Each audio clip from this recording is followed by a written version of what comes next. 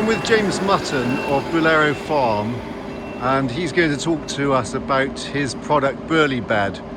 So James, how did you get involved with equine bedding using miscanthus? Well, Kevin, I think it's 2002 we started growing miscanthus. We grew it originally on a contract for rhizome production, so seed production. That all finished in 2007 and 2008, i.e. the rhizomes were lifted.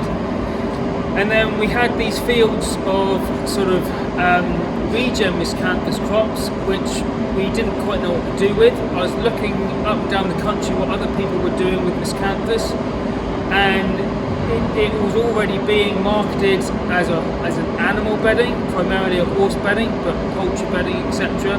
Yes, there were other uses for it, but we did a trial down here in Cornwall with miscanthus as an animal bedding. We set up a product, sort of in a very basic spec, sent it out to some retailers and to some local customers, and the feedback was terrific. So we thought, well, let's have a go.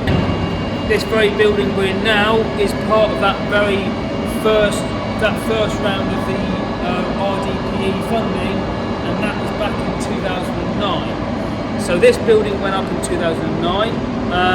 We installed our very first bedding plant for animal bedding in 2009, and here we are in 2023. Well, very much some big steps forward. In those years, you know, I could take 4 or 5 years out of that. We were sort of treading water, slowly developing as a business, but I would say that's all part of being a business. But you know, we made some massive strides in the last few years to where we are now, supplying a prime equine bedding to retailers and customers throughout sort of 50% of England and Wales. That's how it started. We do also use miscanthus for other uses. We use it on farm as a fuel. We're also making fuel products, mainly a fuel briquette for sort of domestic use. And we're also now doing other products other than miscanthus to sort of add alongside our equine range, including haylage. So yeah, it's grown massively, and we're now looking for more growers within the southwest and out the southwest to meet our market demand. We've got a good product, we've got a good relationship with the retailers and also the end users. That's part of our team. We've got a sales and marketing team, a production team here, and it's taken us a number of years to get where we are, but I'd like to think that, as I said, we're promoting our products under the name Burlybed, and it's proven popular. And in the today's sort of economic climate and the fact that there's very few timber products around, our miscanthus products have become very popular. So James, here's the crop. Can you tell us a little bit about it? So this is actually one of our very first crops that were planted. This actually was planted in 2002. It was lifted in 2007 as a rhizome crop, and then it was left as a regen, which basically meant that small particles of miscanthus rhizome were left to regenerate, and this is the result. Since 2007, then it's received no pesticides, no fertilizers. It would have had 1 or 2 herbicides just to clean things up. Other than that, nothing more. It has yielded very well. I will admit it's not going to be the best yielding crop this year. It suffered a bit in last summer, so the 2022 summer, like a lot of areas of the country with the drought, the dry summer. So we are looking at sort of a 20-25% yield reduction this year, unfortunately. Not every field is like that, but this particular block will be. We've got a wildlife margin around the outside, which is part of our new countryside stewardship agreement, which works very well. As you can see, we leave a nice wide hedgerow, creating a further wildlife habitat. So from that point of view, it ticks a lot of boxes and works very well. works hand in hand with wildlife and the environment.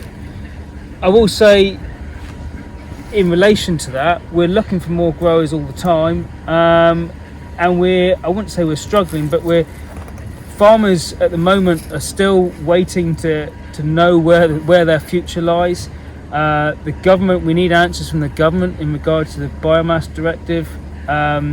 Also elms, we're still waiting to know about elms, and also the SFI, and because of that, everything is up in the air for farmers. We don't know where miscanthus sits. It should sit very well, and especially when we know more where we are with the carbon side of things.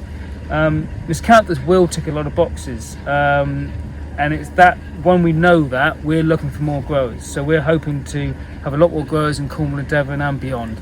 So James, tell us about the dust that's in that pile behind you.